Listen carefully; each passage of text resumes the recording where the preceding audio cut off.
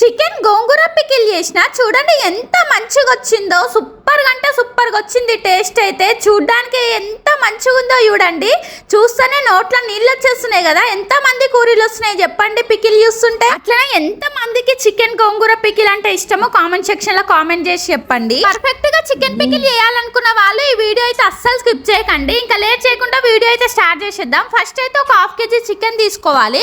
దాంట్లోనే కొంచెం ఉప్పు పసుపు వేసి మంచిగా కలిపి చికెన్ ని పక్కన పెట్టేయాలి. పికిల్ కోసం మసాలా ప్రిపేర్ చేయాలి. ఫస్ట్ అయితే ధనియాలు, ఆవాలు, జీలకర్ర, మెంతులు, గరం మసాలా వేసి లైట్ గా ఫ్రై చేసి పౌడర్ చేసి పక్కన పెట్టేసి ఇప్పుడు అదే పాన్ లో కొంచెం ఆయిల్ వేసి గోంగూర వేసి దగ్గరికి అయ్యేంత వరకు ఫ్రై చేసుకోవాలి. వీడియోలో చూపిస్తున్నట్టు. ఇప్పుడు ఈ గోంగూరని పక్కన పెట్టేసి వేరొక పాన్ లో పసుపు ఉప్పు కలిపిన చికెన్ ని మంచిగా ఫ్రై చేసుకోవాలి. చికెన్ లో వాటర్ పోయేంత వరకు ఫ్రై చేయాలి. చికెన్ లో ఉన్న వాటర్ తోటే చికెన్ పీస్ అయితే మంచిగా ఉడుకుతాయి. ఇప్పుడు ఈ చికెన్ ని పక్కన పెట్టేసి డీప్ ఫ్రై కి ఆయిల్ పెట్టి ఆయిల్ వేడిన తర్వాత ఈ చికెన్ వేసి మంచి కలర్ వచ్చేంత వరకు ఫ్రై చేయాలి.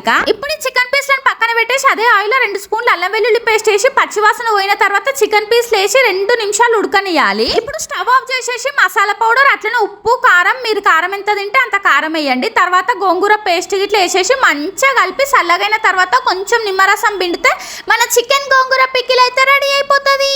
టేస్ట్ అయితే మస్తు వచ్చింది. మీరు గిట్లా ట్రై చేయండి. అట్లనే వాయిస్ ఎట్లుంది కామెంట్ చేసి చెప్పండి. ఇన్స్టా అయితే ఫాలో చేయండి. యూట్యూబ్ అయితే సబ్స్క్రైబ్ చేసుకోండి. బాయ్.